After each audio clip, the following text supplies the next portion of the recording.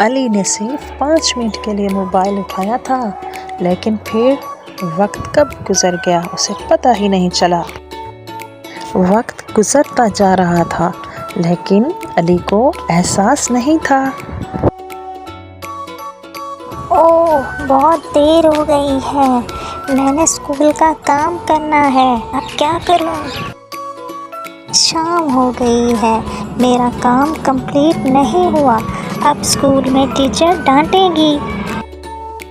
علی بیٹا، وقت کی قدر کرنی چاہیے، ہمیشہ اپنے وقت پر کام کرنا چاہیے۔ میں اب موبائل نہیں اٹھاؤں گا، سب سے پہلے اپنا کام کمپلیٹ کروں گا۔ جو کام وقت پر کرتے ہیں وہی ہمیشہ کامیاب ہوتے ہیں۔